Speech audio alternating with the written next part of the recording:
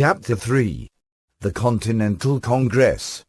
The unfortunate measures of April, 1774, were not carried through Parliament without earnest opposition. Lord Rockingham and his friends entered a protest on the Journal of the House of Lords, on the grounds that the people of Massachusetts have not been heard in their own defense, and that the lives and liberties of the citizens were put absolutely into the hands of the Governor and Council, who were thus invested with greater powers than it had ever been thought wise to entrust to the King and his Privy Council in Great Britain. They concluded, therefore, that the acts were unconstitutional. The Duke of Richmond could not restrain his burning indignation. "I wish," said he in the House of Lords, "I wish from the bottom of my heart that the Americans may resist, and get the better of the forces sent against them. But that the Americans really would resist, very few people in England believed." The conduct of the ministry was based throughout upon the absurd idea that the Americans could be frightened into submission. General Gage, as we have seen, thought that 4 regiments would be enough to settle the whole business. Lord Sandwich said that the Americans were a set of undisciplined cowards, who would take to their heels at the first sound of a cannon. Even Hutchinson, who went over to England about this time, and who ought to have known of what stuff the men of Massachusetts were made, assured the King that they could hardly be expected to resist a regular army. Such blunders, however, need not surprise us when we recollect how, just before the War of Secession, the people of the Southern and of the Northern states made similar mistakes with regard to each other. In 1860, it was commonly said by Southern people that Northern people would submit to anything rather than fight, and in support of this opinion, it was sometimes asked, if the Northern people are not arrant cowards, why do they never have duels? On the other hand, it was commonly said at the North that the Southern people, however bravely they might bluster, would never enter upon a war of secession, because it was really much more for their interest to remain in the Federal Union than to secede from it, an argument which lost sight of one of the commonest facts in human life, that under the influence of strong passion men are unable to take just views of what concerns their own interests. Such examples show how hard it often is for one group of men to understand another group, even when they are all of the same blood in speech, and think alike about most matters that do not touch the particular subject in dispute. Nothing could have been surer, either in 1860, or in 1774, than that the one party to the quarrel was as bold and brave as the other. Another fatal error under which the ministry labored was the belief that Massachusetts would not be supported by the other colonies. Their mistake was not unlike that which ruined the plans of Napoleon III, when he declared war upon Prussia in 1870. There was no denying the fact of strong jealousies among the American colonies in 1774, as there was no denying the fact of strong jealousies between the northern and southern German states in 1870. But the circumstances under which Napoleon III made war on Prussia happened to be such as to enlist all the German states in the common cause with her. And so it was with the war of George III against Massachusetts. As soon as the charter of that colony was annulled, all the other colonies felt that their liberties were in jeopardy, and thence, as Fox truly said, all were taught to consider the town of Boston as suffering in the common cause. News of the Boston Port Bill was received in America on the 10th of May. On the 12th the committees of several Massachusetts towns held a convention at Faneuil Hall, and adopted a circular letter, prepared by Samuel Adams, to be sent to all the other colonies, asking for their sympathy and cooperation.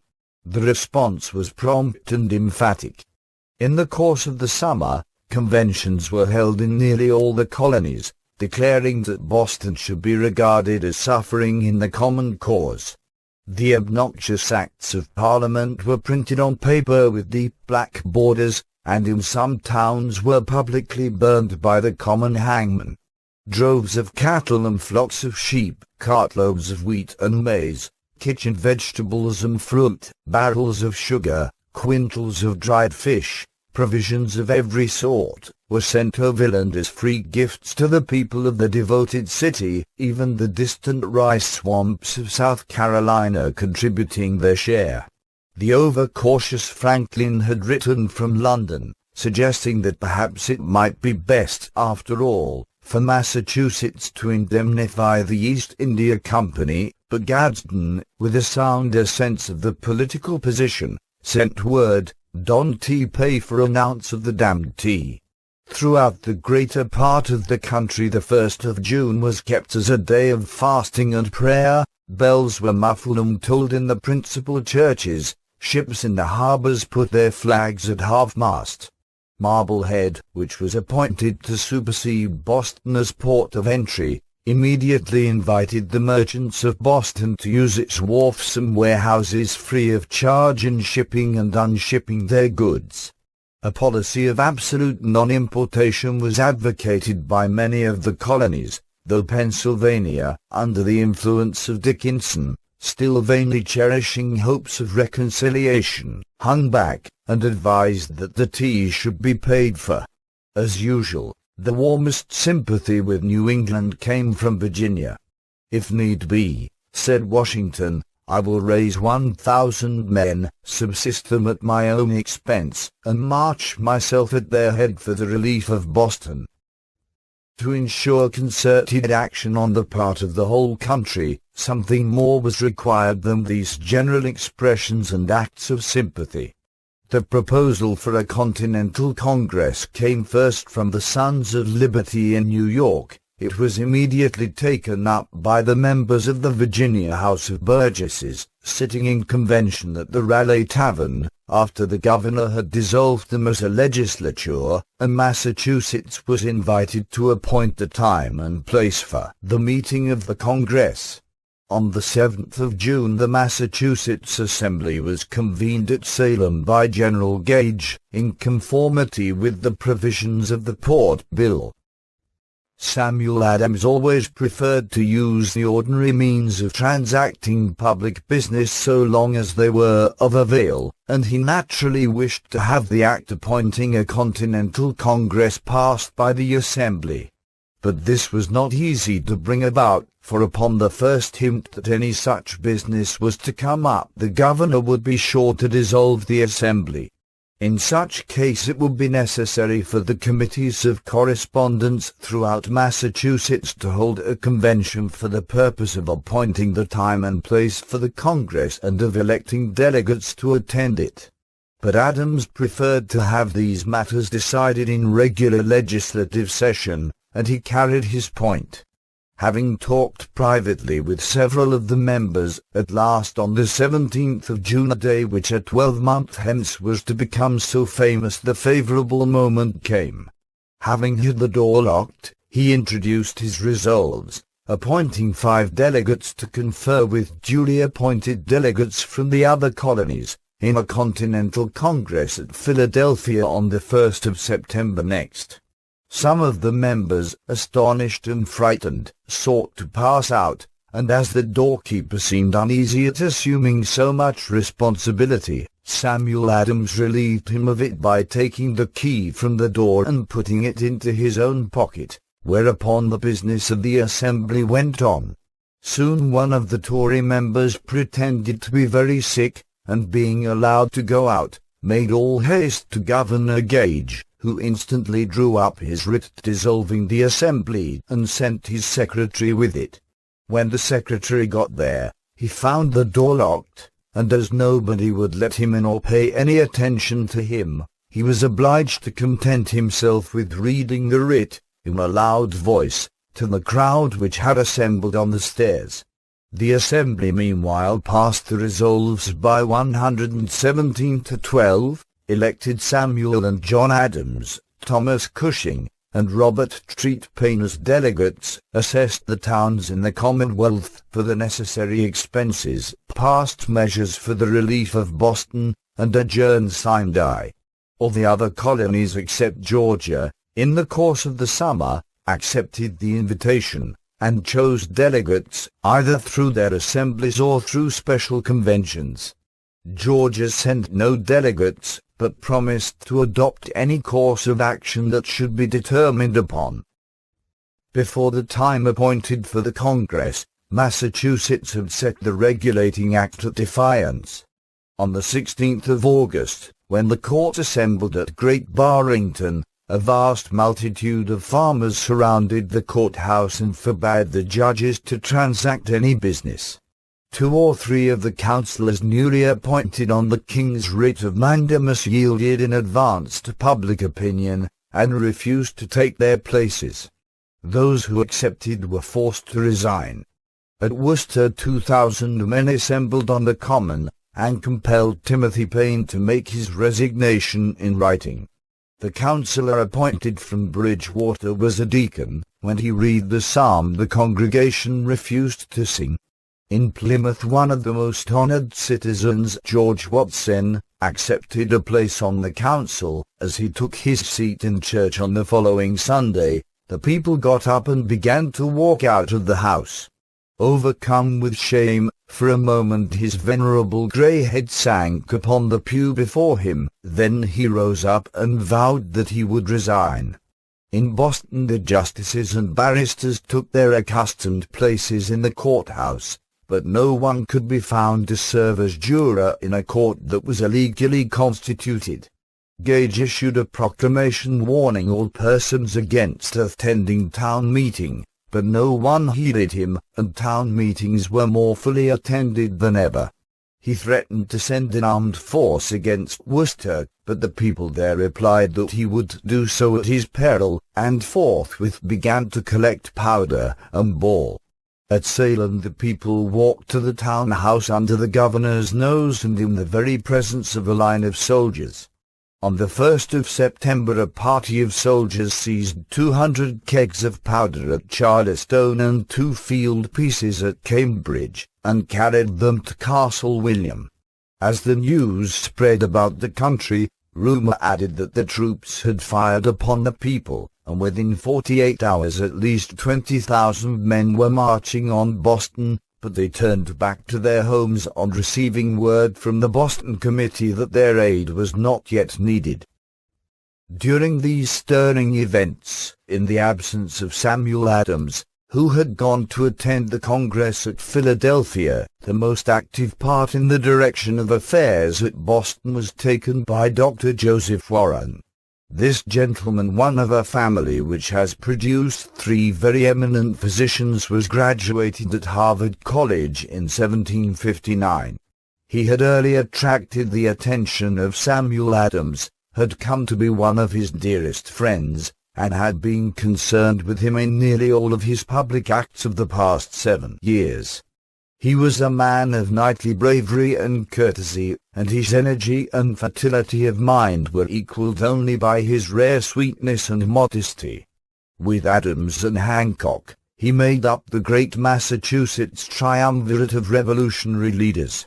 The accession of Hancock to the Revolutionary cause at an early period had been of great help, by reason of his wealth and social influence. Hancock was graduated at Harvard College in 1754. He was a gentleman of refinement and grace, but neither for grasp of intelligence nor for strength of character can he be compared with Adams or with Warren. His chief weakness was personal vanity, but he was generous and loyal, and under the influence of the iron-willed Adams was capable of good things. Upon Warren, more than anyone else, however, Adams relied as a lieutenant, who under any circumstances whatever, would be sure to prove equal to the occasion. On the 5th of September Gage began fortifying Boston Neck, so as to close the only approach to the city by land. Next day the county assize was to be held at Worcester, but 5,000 armed men, drawn up in regular military array, lined each side of the main street, and the unconstitutionally appointed judges were forbidden to take their seats. On the same day a convention of the towns of Suffolk County was held at Milton, and a series of resolutions, drawn up by Dr. Warren, were adopted unanimously. The resolutions declared that a king who violates the chartered rights of his people forfeits their allegiance. They declared the regulating act null and void and ordered all the officers appointed under it to resign their offices at once. They directed the collectors of taxes to refuse to pay over money to Gage's treasurer. They advised the towns to choose their own militia officers, and they threatened the governor that, should he venture to arrest anyone for political reasons, they would retaliate by seizing upon the crown officers as hostages. A copy of these resolutions, which virtually placed Massachusetts in an attitude of rebellion, was forwarded to the Continental Congress, which enthusiastically endorsed them and pledged the faith of all the other colonies that they would aid Massachusetts in case armed resistance should become inevitable, while at the same time they urged that a policy of moderation should be preserved, and that Great Britain should be left to fire the first shot. On receiving these instructions from the Congress, the people of Massachusetts at once proceeded to organize a provisional government in accordance with the spirit of the Suffolk Resolves. Gage had issued a writ convening the assembly at Salem for the 1st of October, but before the day arrived he changed his mind, and prorogued it. In disregard of this order, however, the representatives met at Salem a week later, organized themselves into a provincial congress, with John Hancock for president, and adjourned to Concord. On the 27th they chose a committee of safety, with Warren for chairman, and charged it with the duty of collecting military stores. In December this Congress dissolved itself, but a new one assembled at Cambridge on the 1st of February, and proceeded to organize the militia and appoint general officers. A special portion of the militia, known as Minutemen, was set apart, under orders to be ready to assemble at a moment's warning, and the Committee of Safety were directed to call out this guard as soon as Gage should venture to enforce the Regulating Act. Under these instructions every village green in Massachusetts at once became the scene of active drill. Nor was it a population unused to arms that thus began to marshal itself into companies and regiments. During the French War 1/5 of all the able-bodied men of Massachusetts had been in the field, and in 1757 the proportion had risen to 1/3. There were plenty of men who had learned how to stand under fire, and officers who had held command on hard-fought fields, and all were practiced marksmen. It is quite incorrect to suppose that the men who first repulsed the British regulars in 1775 were a band of farmers, utterly unused to fighting. Their little army was indeed a militia, but it was made up of warlike material. While these preparations were going on in Massachusetts, the Continental Congress had assembled at the hall of the Company of Carpenters, in Philadelphia, on the 5th of September. Peyton Randolph, of Virginia, was chosen president, and the Adamses, the Livingstons, the Rutledges, Dickinson, Chase, Pendleton, Lee, Henry, and Washington took part in the debates. One of their first acts was to dispatch Paul Revere to Boston with their formal approval of the action of the Suffolk Convention. After 4 weeks of deliberation they agreed upon a Declaration of Rights, claiming for the American people a free and exclusive power of legislation in their provincial legislatures, where their rights of legislation could alone be preserved in all cases of taxation and internal polity. This paper also specified the rights of which they would not suffer themselves to be deprived, and called for the repeal of 11 Acts of Parliament by which these rights had been infringed. Besides this, they formed an association for ensuring commercial non-intercourse with Great Britain, and charged the committees of correspondence with the duty of inspecting the entries at all custom houses. Addresses were also prepared, to be sent to the King, to the people of Great Britain, and to the inhabitants of British America. The 10th of May was appointed for a second Congress, in which the Canadian colonies and the Floridas were invited to join, and on the 26th of October the Congress dissolved itself. The ability of the papers prepared by the First Continental Congress has long been fully admitted in England as well as in America. Chatham declared them unsurpassed by any state papers ever composed in any age or country. But the King's manipulation of rotten boroughs in the election of November, 1774, was only too successful, and the new Parliament was not in the mood for listening to reason. Chatham, Shelburne, and Camden urged in vain that the vindictive measures of the last April should be repealed and the troops withdrawn from Boston. On the 1st of February, Chatham introduced a bill which, could it have passed, would no doubt have averted war, even at the 11th hour. Besides repealing its vindictive measures, Parliament was to renounce forever the right of taxing the colonies, while retaining the right of regulating the commerce of the whole empire, and the Americans were to defray the expenses of their own governments by taxes voted in their colonial assemblies.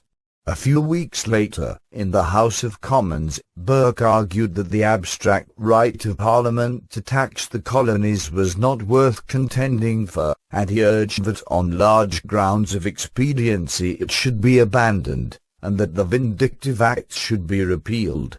But both houses, by large majorities, refused to adopt any measures of conciliation, and in a solemn joint address to the King declared themselves ready to support him to the end in the policy upon which he had entered. Massachusetts was declared to be in a state of rebellion, and acts were passed closing all the ports of New England, and prohibiting its fishermen from access to the Newfoundland fisheries. At the same time it was voted to increase the army at Boston to 10,000 men, and to supersede Gage, who had in all these months accomplished so little with his 4 regiments. As people in England had utterly failed to comprehend the magnitude of the task assigned to Gage, it was not strange that they should seek to account for his inaction by doubting his zeal and ability. No less a person than David Hume saw fit to speak of him as a lukewarm coward. William Howe, Member of Parliament for the Liberal constituency of Nottingham, was chosen to supersede him. In his speeches as candidate for election only 4 months ago, Howe had declared himself opposed to the King's policy, had asserted that no army that England could raise would be able to subdue the Americans, and, in reply to a question, had promised that if offered a command in America he would refuse it. When he now consented to take Gage's place as commander-in-chief, the people of Nottingham scolded him roundly for breaking his word. It would be unfair, however, to charge Howe with conscious breach of faith in this matter. His appointment was itself a curious symptom of the element of vacillation that was apparent in the whole conduct of the ministry, even when its attitude professed to be most obstinate and determined. With all his obstinacy, the King did not really wish for war, much less did Lord North, and the reason for Howe's appointment was simply that he was a brother to the Lord Howe who had fallen at Ticonderoga and whose memory was idolized by the men of New England. Lord North announced that, in dealing with his misguided American brethren, his policy would be always to send the olive branch in company with the sword, and no doubt Howe really felt that, by accepting a command offered in such a spirit, he might more efficiently serve the interests of humanity and justice than by leaving it open for someone of cruel and despotic temper, whose zeal might outrun even the wishes of the obdurate King. At the same time, his brother Richard, Lord Howe, a seaman of great ability, was appointed Admiral of the Fleet for America, and was expressly entrusted with the power of offering terms to the colonies. Sir Henry Clinton and John Burgoyne, both of them in sympathy with the King's policy, were appointed to accompany Howe as lieutenant generals. The conduct of the ministry, during this most critical and trying time, showed great uneasiness.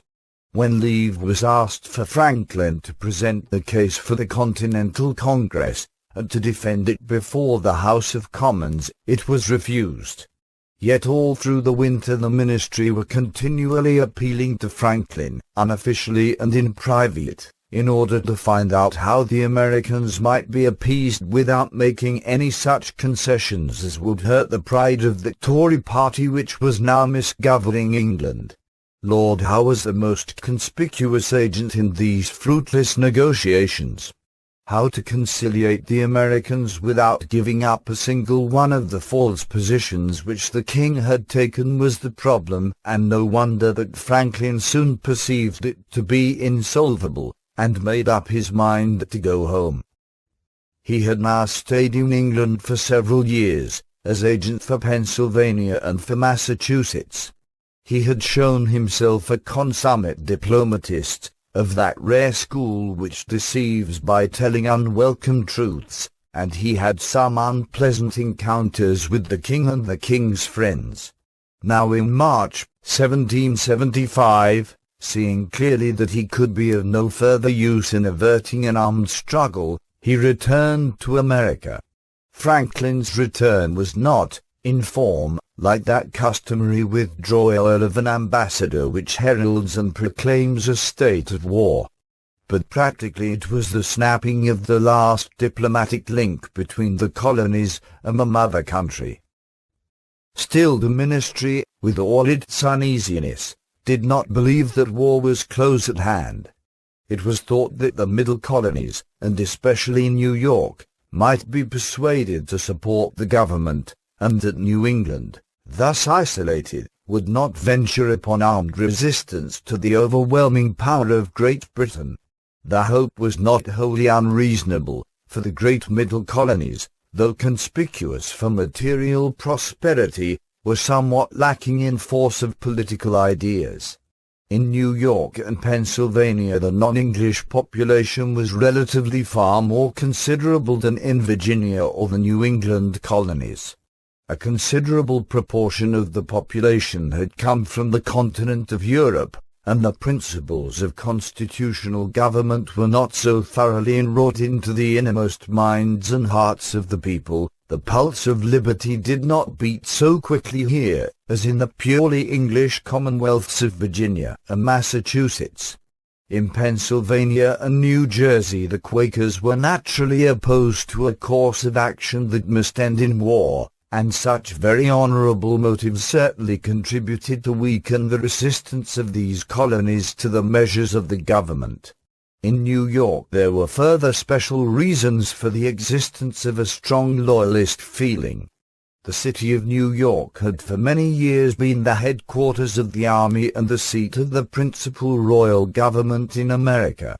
It was not a town, like Boston, governing itself in town meeting, but its municipal affairs were administered by a mayor, appointed by the king.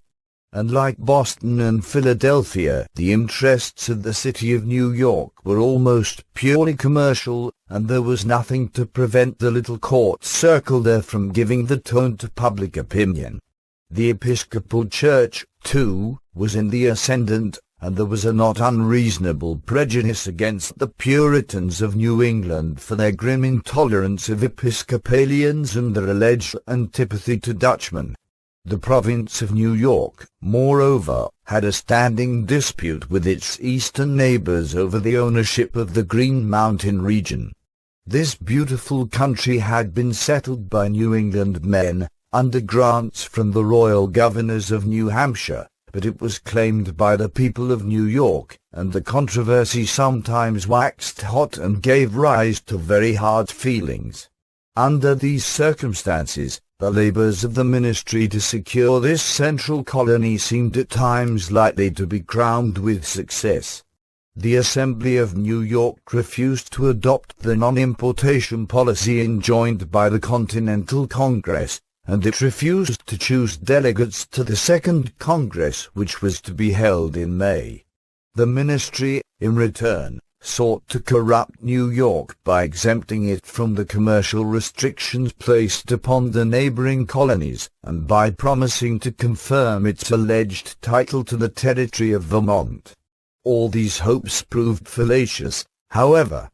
In spite of appearances, the majority of the people of New York were opposed to the king's measures, and needed only an opportunity for organization.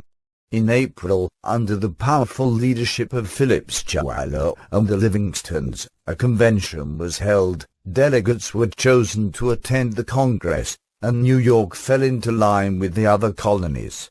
As for Pennsylvania, in spite of its peaceful and moderate temper, it had never shown any signs of willingness to detach itself from the nascent Union. News traveled with slow pace in those days, and as late as the middle of May, Lord North, confident of the success of his schemes in New York, and unable to believe that the yeomanry of Massachusetts would fight against regular troops, declared cheerfully that this American business was not so alarming as it seemed, and everything would no doubt be speedily settled without bloodshed. Great events had meanwhile happened in Massachusetts. All through the winter the resistance to General Gage had been passive, for the lesson had been thoroughly impressed upon the mind of every man, woman, and child in the province that, in order to make sure of the entire sympathy of the other colonies, Great Britain must be allowed to fire the first shot. The regulating act had nonetheless been silently defied, and neither councillors nor judges, neither sheriffs nor jurymen, could be found to serve under the Royal Commission. It is striking proof of the high state of civilization attained by this Commonwealth, that although for 9 months the ordinary functions of government had been suspended, yet the affairs of everyday life had gone on without friction or disturbance. Not a drop of blood had been shed, nor had anyone's property been injured. The companies of yeomen meeting at eventide to drill on the village green, and now and then the cart laden with powder and ball that dragged slowly over the steep roads on its way to Concord, were the only outward signs of an unwonted state of things. Not so, however, in Boston. There the blockade of the harbor had wrought great hardship for the poor people. Business was seriously interfered with, many persons were thrown out of employment, and in spite of the generous promptness with which provisions had been poured in from all parts of the country, there was great suffering through scarcity of fuel and food.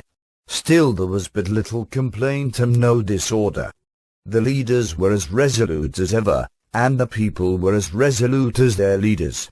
As the 5th of March drew near, several British officers were heard to declare that anyone who should dare to address the people in the Old South Church on this occasion would surely lose his life. As soon as he heard of these threats, Joseph Warren solicited for himself the dangerous honor, and at the usual hour delivered a stirring oration upon the baleful influence of standing armies in time of peace. The concourse in the church was so great that when the orator arrived every approach to the pulpit was blocked up, and rather than elbow his way through the crowd, which might lead to some disturbance, he procured a ladder, and climbed in through a large window at the back of the pulpit. About 40 British officers were present, some of whom sat on the pulpit steps, and sought to annoy the speaker with groans and hisses, but everything passed off quietly. The boldness of Adams and Hancock in attending this meeting was hardly less admirable than that of Warren in delivering the address. It was no secret that Gage had been instructed to watch his opportunity to arrest Samuel Adams and his willing and ready tool, that terrible desperado, John Hancock, and send them over to England to be tried for treason. Here was an excellent opportunity for seizing all the Patriot leaders at once, and the meeting itself, moreover, was a town meeting, such as Gage had come to Boston expressly to put down. Nothing more calmly defiant can be imagined than the conduct of people and leaders under these circumstances. but Gage had long since learned the temper of the people so well that he was afraid to proceed too violently. At first he had tried to corrupt Samuel Adams with offers of place or pelf, but he found, as Hutchinson had already declared, that such was the obstinate and inflexible disposition of this man that he never would be conciliated by any office or gift whatsoever. The dissolution of the Assembly, of which Adams was clerk, had put a stop to his salary, and he had so little property laid by as hardly to be able to be bread for his family. Under these circumstances, it occurred to Gage that perhaps a judicious mixture of threat with persuasion might prove effectual. So he sent Colonel Fenton with a confidential message to Adams. The officer, with great politeness, began by saying that an adjustment of the existing disputes was very desirable, that he was authorized by Governor Gage to assure him that he had been empowered to confer upon him such benefits as would be satisfactory, upon the condition that he would engage to cease in his opposition to the measures of government, and that it was the advice of Governor Gage to him not to incur the further displeasure of his Majesty, that his conduct had been such as made him liable to the penalties of an Act of Henry VIII, by which persons could be sent to England for trial, and, by changing his course, he would not only receive great personal advantages, but would thereby make his peace with the king. Adams listened with apparent interest to this recital until the messenger had concluded. Then rising, he replied, glowing with indignation, "Sir, I trust I have long since made my peace with the King of Kings. No personal consideration shall induce me to abandon the righteous cause of my country. Tell Governor Gage it is the advice of Samuel Adams to him no longer to insult the feelings of an exasperated people." Toward the end of the winter Gage received peremptory orders to arrest Adams and Hancock, and send them to England for trial. One of the London papers gaily observed that in all probability Temple Bar will soon be decorated with some of the patriotic noodles of the Boston Saints. The Provincial Congress met at Concord on the 22nd of March, and after its adjournment, on the 15th of April, Adams and Hancock stayed a few days at Lexington, at the house of their friend, the Rev. Jonas Clark. It would doubtless be easier to seize them there than in Boston, and, accordingly, on the night of the 18th Gage dispatched a force of 800 troops, under Lieutenant Colonel Francis Smith, to march to Lexington, and, after seizing the Patriot leaders, to proceed to Concord, and capture or destroy the military stores which had for some time been collecting there.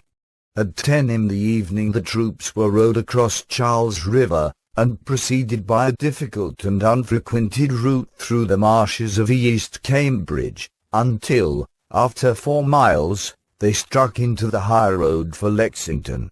The greatest possible secrecy was observed, and stringent orders were given that no one should be allowed to leave Boston that night. But Warren divined the purpose of the movement, and sent out Paul Revere by way of Charleston, and William Dawes by way of Roxbury, to give the alarm. At that time there was no bridge across Charles River lower than the one which now connects Cambridge with Alston. Crossing the broad river in a little boat, under the very guns of the Somerset man-of-war, and waiting on the farther bank until he learned, from a lantern suspended in the belfry of the North Church, which way the troops had gone, Revere took horse and galloped over the Mford Road to Lexington, shouting the news at the door of every house that he passed. Reaching Mr. Clark's a little after midnight, he found the house guarded by 8 Minutemen, and the sergeant warned him not to make a noise and disturb the inmates. "Noise!" cried Revere. "You'll soon have noise enough, the regulars are coming." Hancock, recognizing the voice, threw up the window, and ordered the guard to let him in.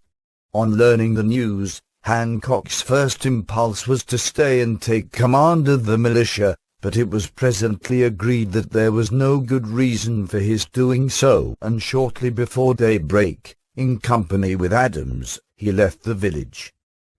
Meanwhile, the troops were marching along the main road, but swift and silent as was their advance, frequent alarm bells and signal guns, and lights twinkling on distant hilltops, showed but too plainly that the secret was out. Colonel Smith then sent Major Pitcairn forward with 6 companies of light infantry to make all possible haste in securing the bridges over Concord River, while at the same time he prudently sent back to Boston for reinforcements. When Pitcairn reached Lexington, just as the rising sun was casting long shadows across the village green, he found himself confronted by some 50 Minutemen under command of Captain John Parker, grandfather of Theodore Parker, a hardy veteran, who, 15 years before, had climbed the heights of Abraham by the side of Wolfe. "Stand your ground," said Parker. "Don't fire unless fired upon, but if they mean to have a war, let it begin here. Disperse, ye villains," shouted Ken. "Damn you, why don't you disperse?" And as they stood motionless he gave the order to fire. As the soldiers hesitated to obey, he discharged his own pistol and repeated the order, whereupon a deadly volley slew 8 of the Minutemen and wounded 10. One of the victims, Jonathan Harrington, was just able to stagger across the green to his own house, which is still there, and to die in the arms of his wife, who was standing at the door. At this moment the head of Smith's own column seems to have come into sight, far down the road. The Minutemen had begun to return the fire, when Parker, seeing the folly of resistance, ordered them to retire. While this was going on, Adams and Hancock were walking across the fields toward Woburn, and as the crackle of distant musketry reached their ears, the eager Adams, his soul aglow with the prophecy of the coming deliverance of his country, exclaimed, "Oh, what a glorious morning is this!" From Woburn the two friends went on their way to Philadelphia, where the Second Continental Congress was about to assemble. Some precious minutes had been lost by the British at Lexington, and it soon became clear that the day was to be one in which minutes could ill be spared. By the time they reached Concord, about 7 o'clock, the greater part of the stores had been effectually hidden, and Minutemen were rapidly gathering from all quarters. After posting small forces to guard the bridges, the troops set fire to the courthouse, cut down the Liberty Pole, disabled a few cannon, staved in a few barrels of flour, and hunted unsuccessfully for arms and ammunition, until an unexpected incident put a stop to their proceedings. When the force of Minutemen watching events from the hill beyond the river had become increased to more than 400, they suddenly advanced upon the North Bridge, which was held by 200 regulars. After receiving and returning the British fire, the militia, led by Major Buttrick, charged across the narrow bridge, overcame the regulars by dint of weight and numbers, and drove them back past the Old Manse into the village. They did not follow up the attack, but rested on their arms, wondering, perhaps, at what they had already accomplished, while their numbers were from moment to moment increased by the Minutemen from neighboring villages. A little before noon, though none of the objects of the expedition had been accomplished, Colonel Smith began to realize the danger of his position, and started on his retreat to Boston. His men were in no mood for fight. They had marched 18 miles, and had eaten little or nothing for 14 hours. But now, while companies of militia hovered upon both their flanks, every clump of trees and every bit of rising ground by the roadside gave shelter to hostile yeomen, whose aim was true and deadly. Straggling combats ensued from time to time, and the retreating British left nothing undone which brave men could do, but the incessant, galling fire at length threw them into hopeless confusion. Leaving their wounded scattered along the road, They had already passed by the village green of Lexington in disorderly flight, when they were saved by Lord Percy, who had marched out over Boston Neck and through Cambridge to their assistance, with 1,200 men and 2 field pieces. Forming his men in a hollow square, Percy enclosed the fugitives, who, in dire exhaustion, threw themselves upon the ground, their tongues hanging out of their mouths, says Colonel Stedman, like those of dogs after a chase. Many had thrown away their muskets, and Ken had lost his horse, with the elegant pistols which fired the first shots of the War of Independence, and which may be seen today, along with other trophies, in the town library of Lexington. Percy's timely arrival checked the pursuit for an hour, and gave the starved and weary men a chance for food and rest. A few houses were pillaged and set on fire, but at 3 o'clock General Heath and Dr. Warren arrived on the scene and took command of the militia, and the irregular fight was renewed. When Percy reached Minutemen, now Arlington, 7 miles from Boston, his passage was disputed by a fresh force of militia, while pursuers pressed hard on his rear, and it was only after an obstinate fight that he succeeded in forcing his way. The roadside now fairly swarmed with marksmen, insomuch that, as one of the British officers observed, they seemed to have dropped from the clouds. It became impossible to keep order or to carry away the wounded, and when, at sunset, the troops entered Charleston, under the welcome shelter of the fleet, it was upon the full run. They were not a moment too soon, for Colonel Timothy Pickering, with 700 Essex militia, on the way to intercept them, had already reached Winter Hill, and had their road been blocked by this fresh force they must in all probability have surrendered. On this eventful day the British lost 273 of their number, while the Americans lost 93. The expedition had been a failure, the whole British force had barely escaped capture, and it had been shown that the people could not be frightened into submission. It had been shown, too, how efficient the town system of organized militia might prove on a sudden emergency. The most interesting feature of the day is the rapidity and skill with which the different bodies of Minutemen, marching from long distances, were massed at those points on the road where they might most effectually harass or impede the British retreat. The Danvers Company marched 16 miles in 4 hours to strike Lord Percy at Minutemen. The list of killed and wounded shows that contingents from at least 23 towns had joined in the fight before sundown. But though the pursuit was then ended, these men did not return to their homes, but hour by hour their numbers increased. At noon of that day the alarm had reached Worcester. Early next morning, Israel Putnam was ploughing a field at Pomfret, in Connecticut, when the news arrived.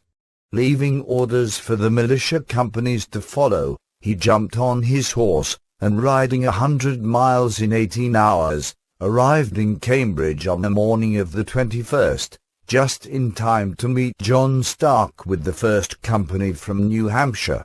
At midday of the 20th the College Green at New Haven swarmed with eager students and citizens, and Captain Benedict Arnold, gathering 60 volunteers from among them, placed himself at their head and marched for Cambridge, picking up recruits and allies at all the villages on the way. And thus, from every hill and valley in New England, on they came, till, by Saturday night, Gage found himself besieged in Boston by a rustic army of 16,000 men. When the news of this affair reached England, 5 weeks later, it was received at first with incredulity, then with astonishment and regret. Slight as the contest had been, it remained undeniable that British troops had been defeated by what in England was regarded as a crowd of peasants, and it was felt besides that the chances for conciliation had now been seriously diminished. Burke said that now that the Americans had once gone so far as this, they could hardly help going farther, and in spite of the condemnation that had been lavished upon Gage for his inactivity, many people were now inclined to find fault with him for having precipitated a conflict just at the time when it was hoped that, with the aid of the New York Loyalists, some sort of accommodation might be effected. There is no doubt that the news from Lexington thoroughly disconcerted the Loyalists of New York for the moment, and greatly strengthened the popular party there. In a manifesto addressed to the City of London, the New York Committee of Correspondence deplored the conduct of Gage as rash and violent, and declared that all the horrors of civil war would never bring the Americans to submit to the unjust acts of Parliament. When Hancock and Adams arrived on their way to the Congress, they were escorted through the city with triumphal honors.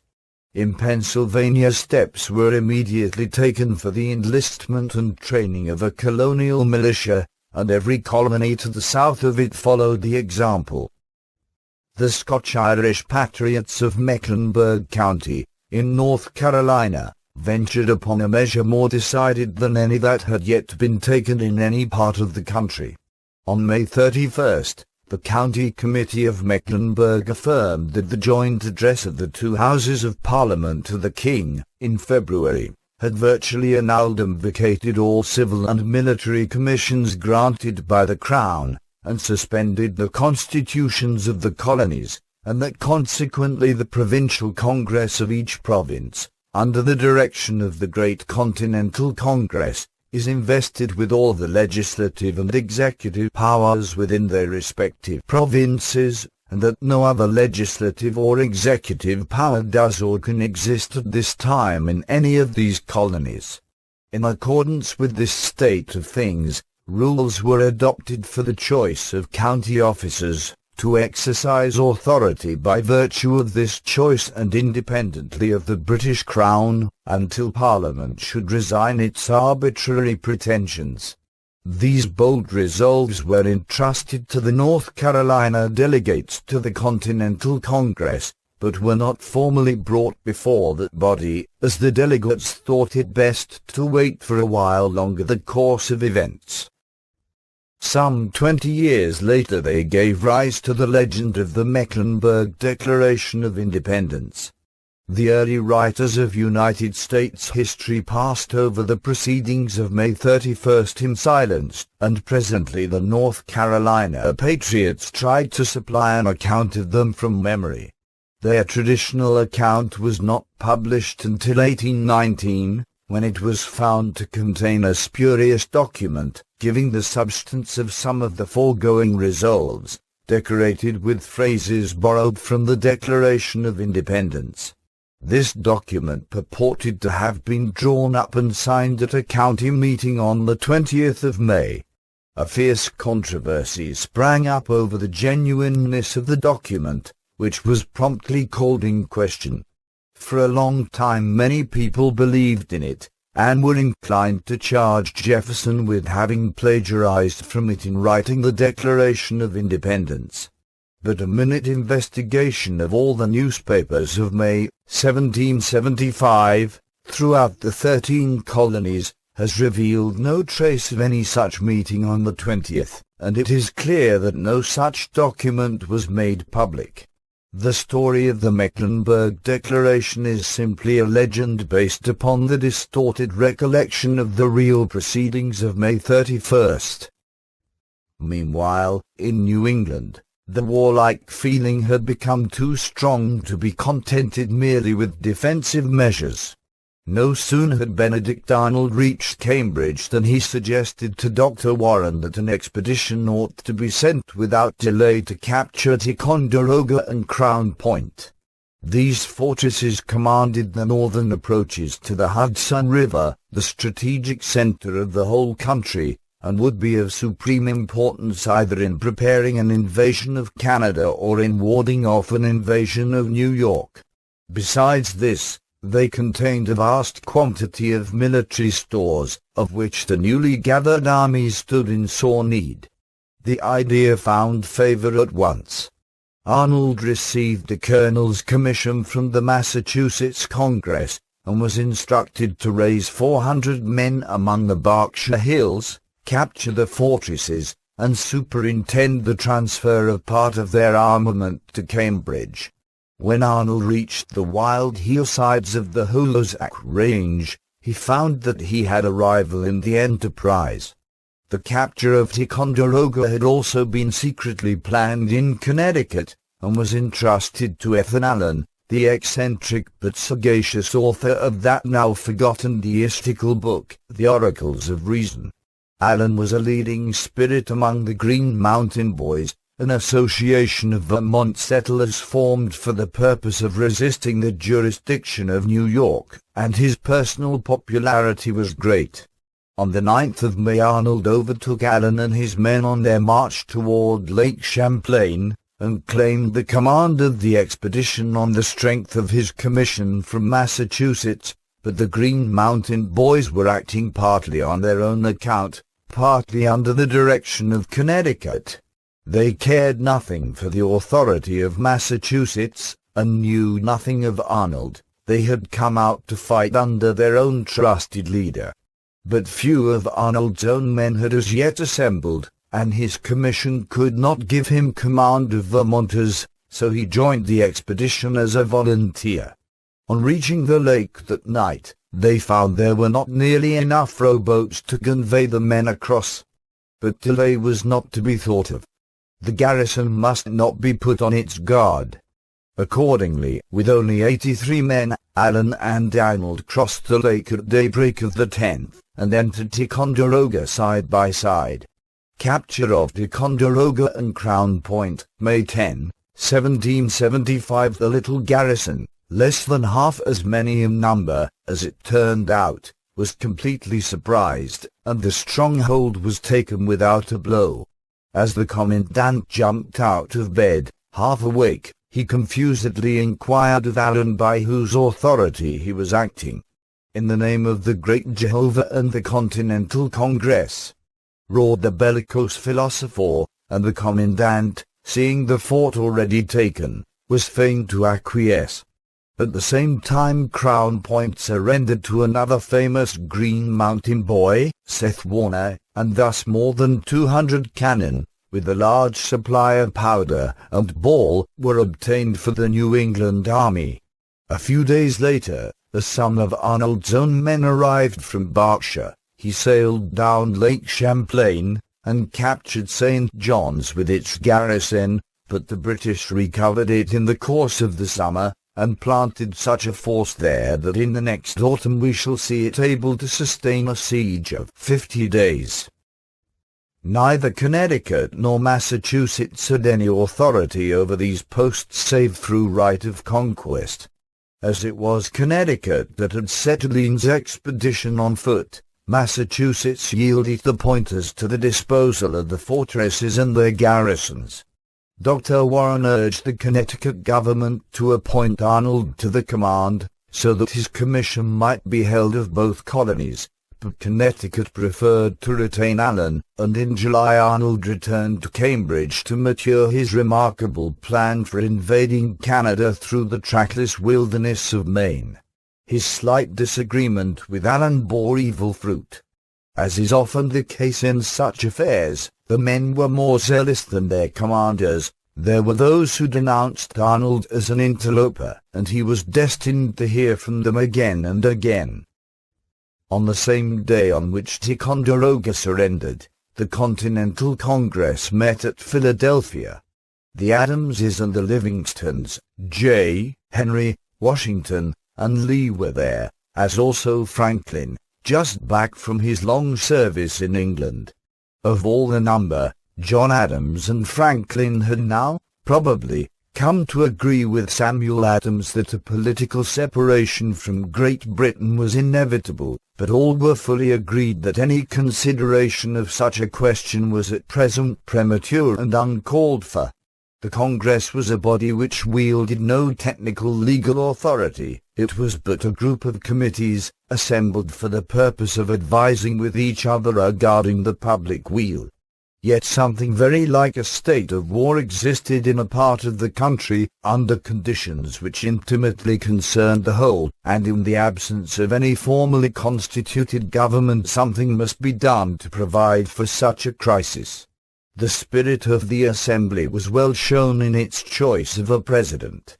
Peyton Randolph being called back to Virginia to preside over the colonial assembly, Thomas Jefferson was sent to the Congress in his stead, and it also became necessary for Congress to choose a president to succeed him. The prescribed John Hancock was at once chosen, and Benjamin Harrison, in conducting him to the chair, said, "We will show Great Britain how much we value her prescriptions." To the garrisoning of Ticonderoga and Crown Point by Connecticut, the Congress consented only after much hesitation, since the capture of these posts had been an act of offensive warfare. But without any serious opposition, in the name of the United Colonies, the Congress adopted the Army of New England men besieging Boston as the Continental Army, and proceeded to appoint a commander-in-chief to direct its operations. Practically, this was the most important step taken in the whole course of the War of Independence. Nothing less than the whole issue of the struggle, for ultimate defeat or for ultimate victory, turned upon the selection to be made at this crisis. For nothing can be clearer than that in any other hands than those of George Washington the military result of the war must have been speedily disastrous to the Americans. In appointing a Virginian to the command of the New England Army, the Congress showed rare wisdom. It would well have accorded with local prejudices had a New England general been appointed. John Hancock greatly desired the appointment and seems to have been chagrined at not receiving it. But it was wisely decided that the common interest of all Americans could in no way be more thoroughly engaged in the war than by putting the New England Army in charge of a general who represented in his own person the greatest of the Southern colonies. Washington was now commander of the militia of Virginia, and sat in Congress in his colonel's uniform. His services in saving the remnant of Braddock's ill-fated army, and afterwards in the capture of Fort Dixon, had won for him a military reputation greater than that of any other American. Besides this, there was that which, from his early youth, had made it seem right to entrust him with commissions of extraordinary importance. Nothing in Washington's whole career is more remarkable than the fact that when a mere boy of 21 he should have been selected by the governor of Virginia to take charge of that most delicate and dangerous diplomatic mission to the Indian chiefs and the French commander at Venango. Consummate knowledge of human nature as well as of woodcraft, a courage that no threats could daunt and a clear intelligence that no treachery could hoodwink, were the qualities absolutely demanded by such an undertaking, yet the young man acquitted himself of his perilous task not merely with credit, but with splendor. As regards book lore, his education had been but meagre, yet he possessed in the very highest degree the rare faculty of always discerning the essential facts in every case, and interpreting them correctly. In the Continental Congress there sat many who were superior to him in learning and eloquence, but if, says Patrick Henry, you speak of solid information and sound judgment, Colonel Washington is unquestionably the greatest man upon that floor. Thus did that wonderful balance of mind so great that in his whole career it would be hard to point out a single mistake already impress his ablest contemporaries. Hand in hand with this rare soundness of judgment there went a completeness of moral self-control, which was all the more impressive inasmuch as Washington's was by no means a tame or commonplace nature, such as ordinary power of will would suffice to guide. He was a man of intense and fiery passions.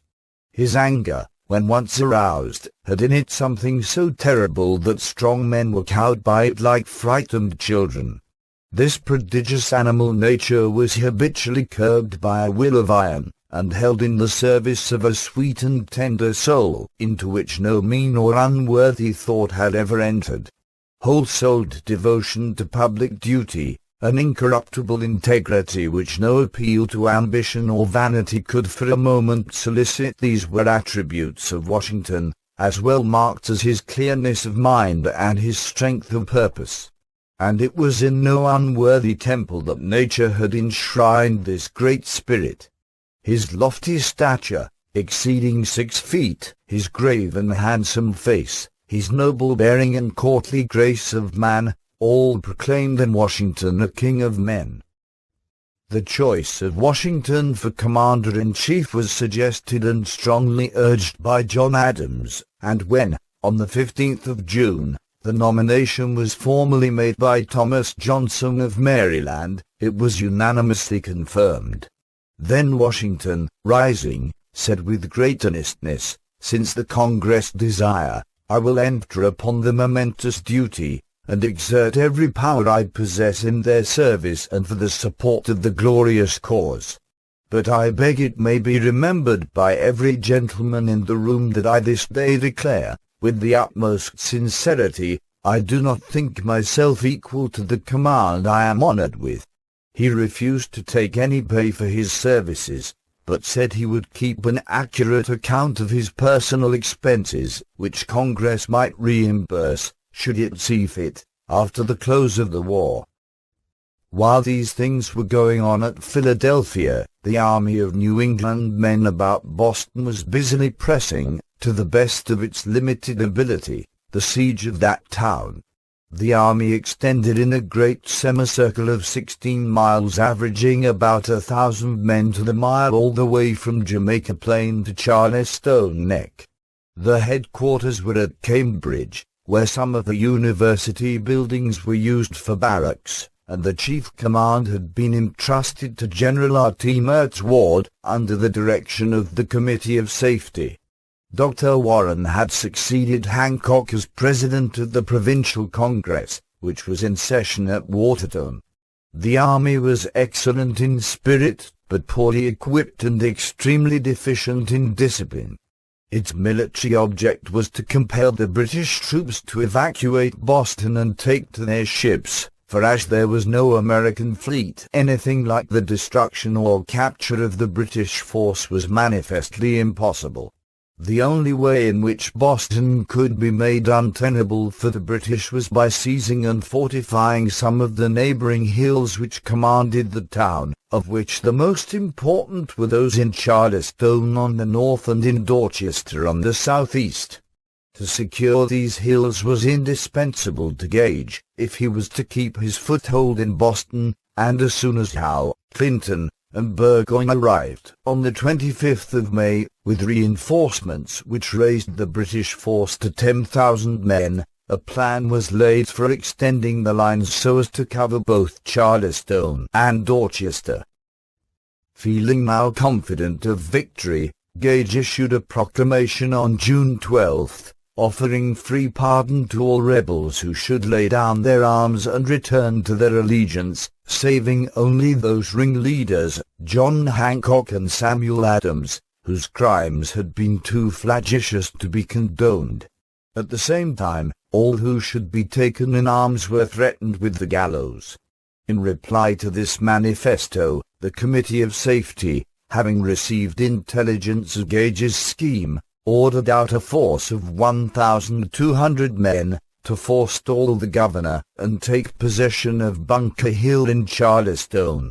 At sunset of the 16th this brigade was paraded on Cambridge Common, and after prayer had been offered by Dr. Langdon, president of the university, they set out on their enterprise. Signature, W.M. Prescott, under command of Colonel Prescott of Pepperell, a veteran of the French War, grandfather of one of the most eminent of American historians. On reaching the grounds, a consultation was held, and it was decided, in accordance with the general purpose, if not in strict conformity to the letter of the order, to push on farther and fortify the eminence known as Breed's Hill, which was connected by a ridge with Bunker Hill, and might be regarded as part of the same locality. The position of Breed's Hill was admirably fitted for annoying the town and the ships in the harbor, and it was believed that, should the Americans succeed in planting batteries there, the British would be obliged to retire from Boston. There can be little doubt, however, that in thus departing from the strict letter of his orders Prescott made a mistake, which might have proved fatal, had not the enemy blundered still more seriously. The advanced position on Breed's Hill was not only exposed to attacks in the rear from an enemy who commanded the water, but the line of retreat was ill secured, and, by seizing upon Charlestown Neck, it would have been easy for the British, with little or no loss, to have compelled Prescott to surrender. From such a disaster the Americans were saved by the stupid contempt which the enemy felt for them. Reaching Breed's Hill about midnight, Colonel Prescott's men began throwing up entrenchments. At daybreak they were discovered by the sailors in the harbor, and a lively cannonade was kept up through the forenoon by the enemy's ships, but it produced little effect, and the strength of the American works increased visibly hour by hour. It was a beautiful summer day, bathed in brightest sunshine, and through the clear dry air every movement of the spadesmen on the hilltop and the sailors on their decks could be distinctly seen from a great distance. The roar of the cannon had called out everybody, far and near, to see what was going on, and the windows and housetops in Boston were crowded with anxious spectators. During the night General Putnam had come upon the scene, and turned his attention to fortifying the crest of Bunker Hill, in order to secure the line of retreat across Charlestown Neck. In the course of the forenoon Colonel Stark arrived with reinforcements, which were posted behind the rail fence on the extreme left, to ward off any attempt of the British to turn their flank by a direct attack. At the same time, Dr. Warren, now Chief Executive Officer of Massachusetts, and just appointed Major General, hastened to the battlefield, replying to the prudent and affectionate remonstrance of his friend Elbridge Gerry, dulcet decorum est pro patria Maori. Arriving at the redoubt, he refused the command expressly tendered him, saying that he should be only too glad to serve as volunteer aide, and learn his first lesson under so well-tried a soldier as Prescott. This modest heroism was typical of that memorable day, to the events of which one may well apply the Frenchman's dictum, si est magnifique, mais si en est pas large. A glorious day it was in history, but characterized, on both the British and the American sides, by heroism rather than by military skill or prudence. During the forenoon Gage was earnestly discussing with the three new generals the best means of ousting the Americans from their position on Breed's Hill. There was one sure and obvious method: to go around by sea and take possession of Charlestown Neck, thereby cutting off the Americans from the mainland and starving them out. But it was thought that time was too precious to admit of so slow a method. Should the Americans succeed, in the course of the afternoon, in planting a battery of siege guns on Breed's Hill, the British position in Boston would be endangered. A direct assault was preferred, as likely to be more speedily effective. It was unanimously agreed that these peasants could not withstand the charge of 3,000 veteran soldiers, and it was gravely doubted if they would stay and fight at all. Gage accordingly watched the proceedings, buoyant with hope. In a few hours the disgrace of Lexington would be wiped out, and this wicked rebellion would be ended. At noonday the troops began crossing the river in boats, and at 3 o'clock they prepared to storm the entrenchments. They advanced in two parties, General Howe toward the rail fence, and General Piggott toward the redoubt, and the same fate awaited both. The Americans reserved fire until the enemy had come within 50 yards, when all at once they poured forth such a deadly volley that the whole front rank of the British was mowed as if by the sudden sweep of a scythe. For a few minutes the gallant veterans held their ground and returned the fire, but presently an indescribable shudder ran through the line, and they gave way and retreated down the hillside in disorder, while the Americans raised an exultant shout, and were with difficulty restrained by their officers from leaping over the breastworks and pursuing. A pause now ensued, during which the village of Charleston was set on fire by shells from the fleet, and soon its 400 wooden houses were in a roaring blaze, while charred timbers strewed the lawns and flower beds, and the sky was blackened with huge clouds of smoke. If the purpose of this wholesale destruction of property was, as some have thought, to screen the second British advance, the object was not attained, for a light breeze drove the smoke the wrong way. As the bright red coats, such excellent targets for trained marksmen, were seen the second time coming up the slope, the Americans, now cool and confident, withheld their fire until the distance was less than 30 yards. Then, with a quick succession of murderous discharges, such havoc was wrought in the British lines as soon to prove unendurable. After a short but obstinate struggle the lines were broken, and the gallant troops retreated hastily, leaving the hillside covered with their dead and wounded. All this time the Americans, in their sheltered position, had suffered but little. So long a time now elapsed that many persons began to doubt if the British would renew the assault. Had the organization of the American army been better, such reinforcements of men and ammunition might by this time have arrived from Cambridge that any further attack upon the hill would be sure to prove fruitless. But all was confusion at headquarters. General Ward was ill-furnished with staff officers, and wrong information was brought, while orders were misunderstood. And besides, in his ignorance of the extent of Gage's plans, General Ward was nervously afraid of weakening his centre at Cambridge. 3 regiments were sent over too late to be of any use, and meanwhile Prescott, to his dismay, found that his stock of powder was nearly exhausted. While he was making ready for a hand-to-hand fight, the British officers were holding a council of war, and many declared that to renew the attack would be simply useless butchery. On the other hand, General Howe observed, to be forced to give up Boston would be very disagreeable to us all. The case was not so desperate as this, for the alternative of an attack upon Charleston neck still remained open, and every consideration of sound generalship now prescribed that it should be tried. But Howe could not bear to acknowledge the defeat of his attempts to storm, and accordingly, at 5 o'clock, with genuine British persistency, a third attack was ordered. For a moment the advancing columns were again shaken by the American fire, but the last powder horns were soon emptied, and by dint of bayonet charges the Americans were slowly driven from their works and forced to retreat over Charleston Neck, while the whole disputed ground, including the summit of Bunker Hill, passed into the hands of the British. In this battle, in which not more than 1 hour was spent in actual fighting, the British loss in killed and wounded was 1,054, or more than 1/3 of the whole force engaged, including an unusually large proportion of officers.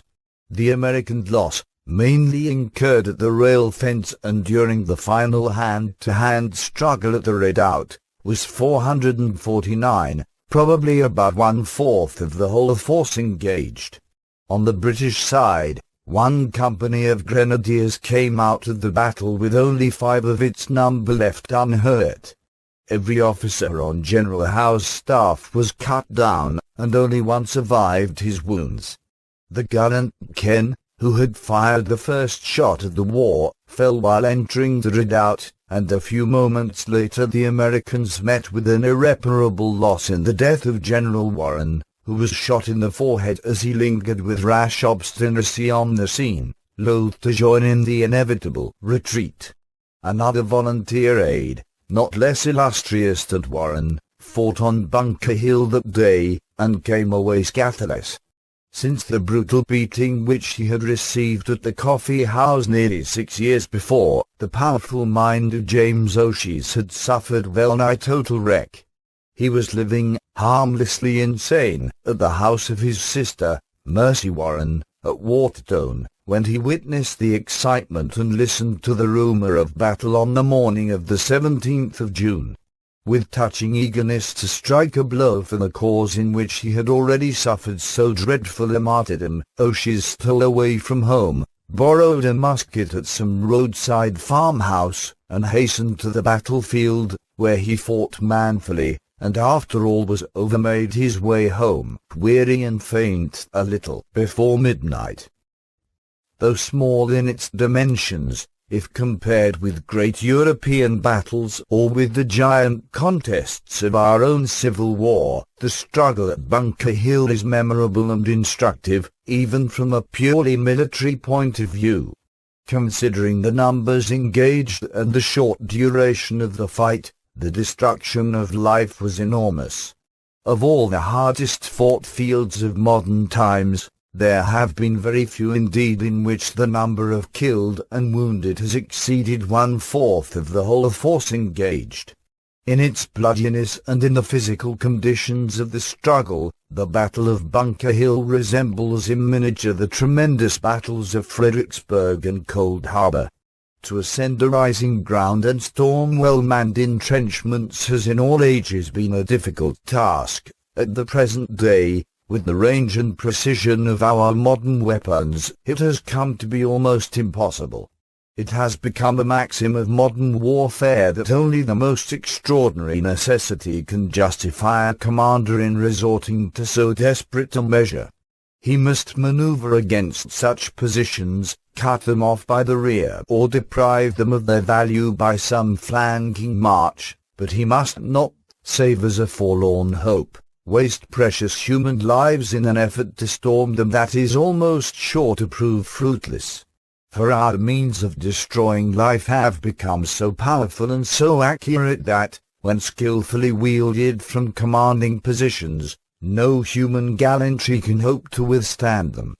As civilization advances, warfare becomes less and less a question of mere personal bravery, and more a question of the application of resistless physical forces at the proper points. That is to say, it becomes more and more a purely scientific problem of dynamics.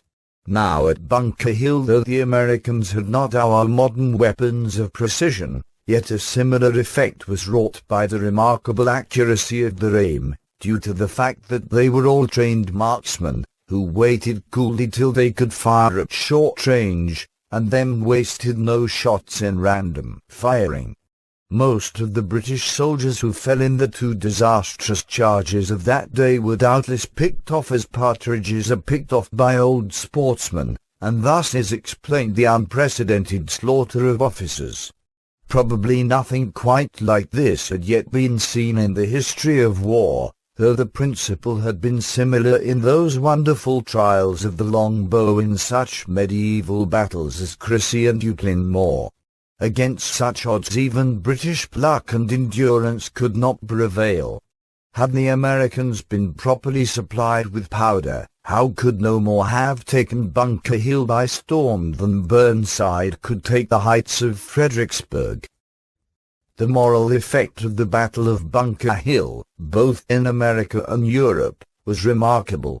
It was for the British an important victory, inasmuch as they not only gained the ground for which the battle was fought, but by so doing they succeeded in keeping their hold upon Boston for 9 months longer. Nevertheless, the moral advantage was felt to be quite on the side of the Americans. It was they who were elated by the day's work, while it was the British who were dispirited. The belief that Americans could not fight was that day dispelled forever. British officers who remembered Fontenoy and Minden declared that the firing at Bunker Hill was the hottest they had ever known, and, with an exaggeration which was pardonable as a reaction from their former ill-judged contempt, It was asserted that the regulars of France were less formidable foes than the militia of New England. It was keenly felt that if a conquest of a single strategic position had encountered such stubborn resistance, the task of subjugating the United Colonies was likely to prove a hard one. "I wish we could sell them another hill at the same price," says General Greene. Vergennes, the French Minister of Foreign Affairs, exclaimed that with 2 more such victories England would have no army left in America. Washington said there could now be no doubt that the liberties of the people were secure, while Franklin, taking extreme ground, declared that England had lost her colonies forever.